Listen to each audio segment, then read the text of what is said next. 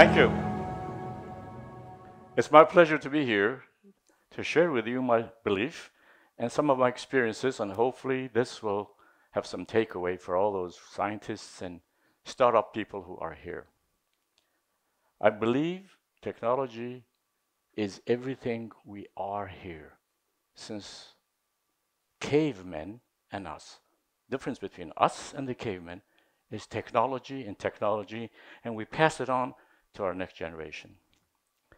I learned about the value of technology when I was 7 years old, where myself and my little brother were registered in the local, the only community first grade school. And of course, we were minorities, and there was some pressure between us, the local bullies, and very first day of the school, we encountered that we need to defend ourselves, and there was fights. First day, first class, fights. And fighting was severely punished by the administration, and I was punished because I was defending myself and fighting. So this continued in a remote part of the school until we decided we take the school out and go out the school and fight, defending ourselves, me and my brother. So that was risky. We were afraid because in the school, at least they separate you, then all you continue fighting, but outside, nobody does that. So we were worried, scared, and we didn't tell our parents. We decided to use technology. And the technology we used was a stick this big, and how to hit so hard. When you hit a 7-year-old in the limbs, wherever, it was so painful, they'll sit down, cry, or the rest will fly away and run away. And so that's exactly what happened. Unexpectedly, our surprised attack using a stick technology worked. And then we had the bullies come, and the head bully, truce, shaking hands, cutting bloods, shaking hands, becomes blood brother. For the duration of our stay in that school, we were elite, no bullies, nobody. That was great. And that actually happened as my father changed the job location to another city, another school. We were a little older, same story, different scenario. So I became a believer that technology does solve personal problems, and from then on, I knew I'm going to become a technologist of self-defense myself, my brother and my family, and so on. Graduated from high school. My family immigrated to USA. I attended UCLA at the college. I got my bachelor's degree, master's degree, and other degrees. And then I was offered, as my destiny brought me to technology, by a very high-tech military complex company. And I had a great job of learning different state-of-the-art technologies, just loved it, and became expert in one or two. And then my first inflection point in my life was the first time I was honored to be part of a proposal writing team to write a proposal for a USA-wide competition to have a new technology of night vision to the Cobra helicopters. That was a big deal for me. Learned a lot of good stuff from much higher scientists and technologists. And then we wrote a proposal, give it to the government, waited to see if we win. And then the government finished the evaluation of all the companies and military complex and decided cancel the program. Cancellation of a program was a shock to at least me. So when I asked what's the reason, how, nobody actually met the information or the requirements wanted. It was cost. Nobody met the cost bogey because they had to buy a lot of it. Being young and not being savvy in the politics of a corporation, I thought of a solution of it. I envisioned that I could do that by changing the competence of technologies and bring some other technologies and solve the problem. So I went to my division manager. I said, I have a solution to meet the requirements now, if you allow me to explain.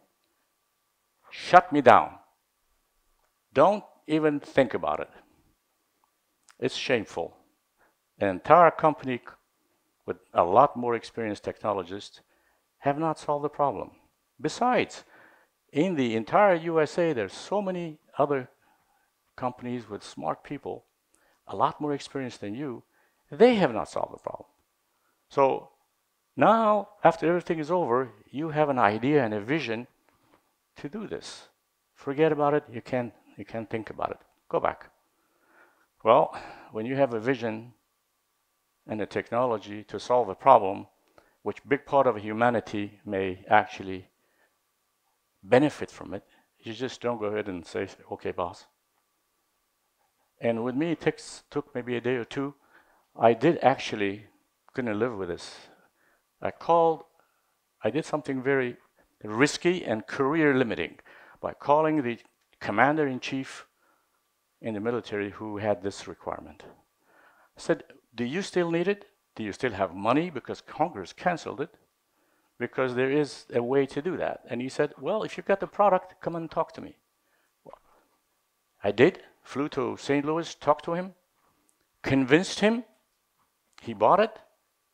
He said, does your boss agree with you? I said, absolutely not. Then he said, how do you want to go forward? I says, well, you have to go in the chain of command of the company to the vice president level, and they may do it. Flew back all the time, worried that I'd be fired for this, or career limiting at best. And so, first thing in the morning, sure thing, the division manager came back. The division manager is a pretty high guy in that company. And he says, furious with me, says, what didn't you understand? This is pretty embarrassing now, how we have to answer the question. Grounded me, says you cannot travel anywhere without my permission. Well, the agonizing couple hours passed, and finally the vice president called me to his office and says, sit down and tell me how we got this mess. And of course, that was my first chance. I convinced him that the technology that I envisioned makes sense. But he couldn't make a decision. I wouldn't back down. So he called an emergency meeting. He said, this is a black hole for the corporation because you may not be able to make it. And if that's the case, the only person who can actually permit you to go forward with this with a customer is the CEO of 80,000 strong technologists and company people. So he called an emergency meeting with the vice presidents in 1 hour or so. I'm there for the first time seeing a whole bunch of older individuals, all body language, while the champion number one, this vice president, was explaining this to the CEO and the smart guys. I could see the body language of these people, and I said, I'm fired, that's it. There's no way these guys will say okay. And then I was surprised when the CEO, listening to all these vice presidents, smart people, said, gentlemen, it's young people like this we need to support because they are the ones who take a seemingly impossible problem and make it happen. And we support to make them happen. We are going to be leading the technologies up front for next generation or so.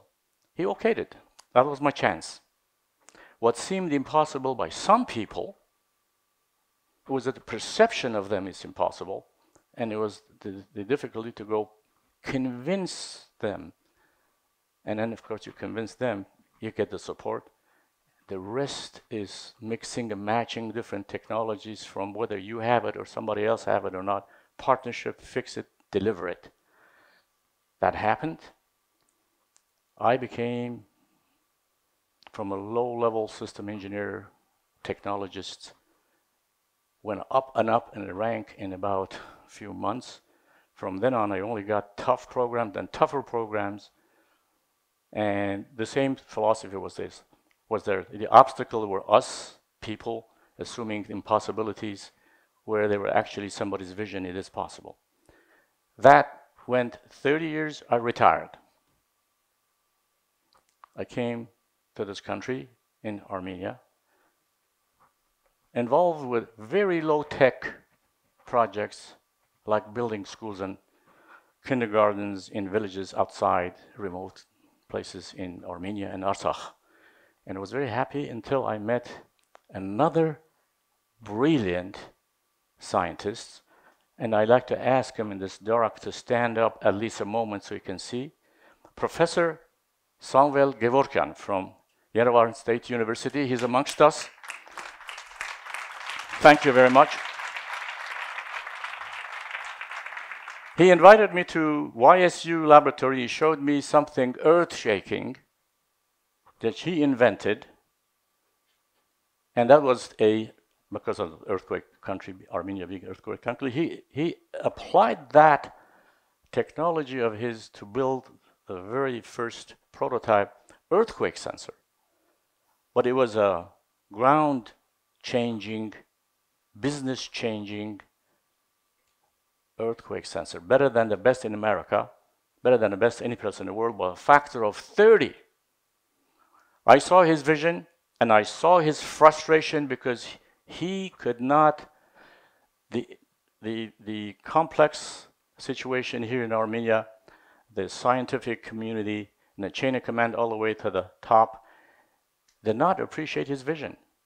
They didn't think his vision is real. And of course, he went to Japan, another earthquake country, who he taught in a university as an associate professor for 4 years with his family there. Came back the same way, frustrated that the appreciation was not there. So when we met the first day, that was obvious to me that that is a great vision, technology. Let's go. How can I say no? So let's go and start up a company. And so there's a bunch of us. 2 of us started up a company, and we said, let's not make earthquake sensors. We put that in the shelf. They'll be always available for us. Let's go for something more demanding. And at that time, the demand was border security, because borders were violated by having all kinds of bad things happening, you know, contraband, terrorists, weapons of mass destruction, going back, so forth, trafficking. So that was a good thing, and there was a very big demand for it, and the government of USA Homeland Security had a big contract given to one of the giants, very well known in the industry, to make then the early warning border security system. We said, that's it. We go against them. And then the 2 of us strategized how to do that.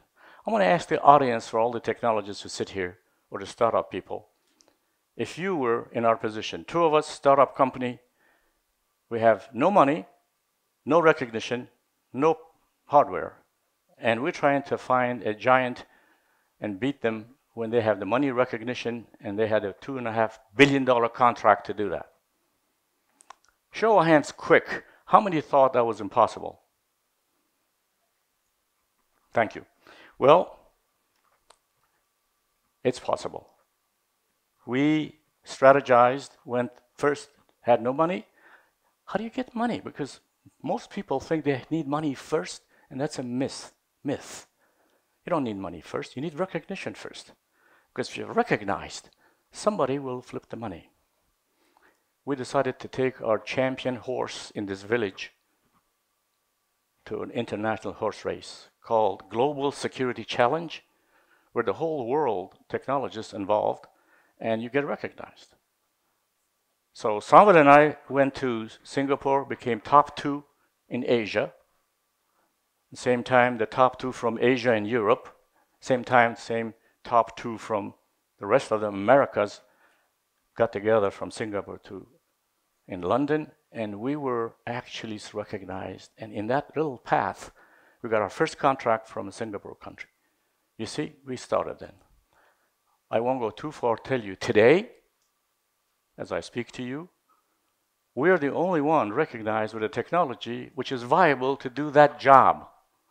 That big giant got canceled out. And happy to say that we have a commercial contract to be ordered to produce these things. So what seemed to be impossible or perceived to be impossible was very much possible.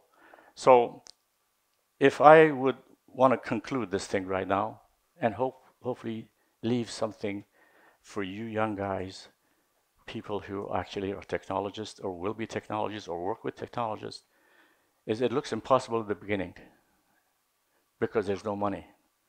That's wrong. You need to be creative and look at the obstacles. And you are probably yourself obstacles, thinking I need money first. To remove that and look for ways to convince somebody who is in charge and wants this. You got to find the right place. And then a strategy how to convince them. Convincing becomes easy if you're creative. If you're not creative, find somebody who is a creative and become partners. And then obstacles removed because you know the root cause of each obstacle. Usually they're tangled up. There are 10 of them in one. You think one, can't figure it out. It's 10. Each root cause has a solution. If you're creative to solve it or find somebody else to solve it, team up with it, all of a sudden you integrate all this and you have a roadmap from where you are with the impossibility to the destination. I thank you very much for listening.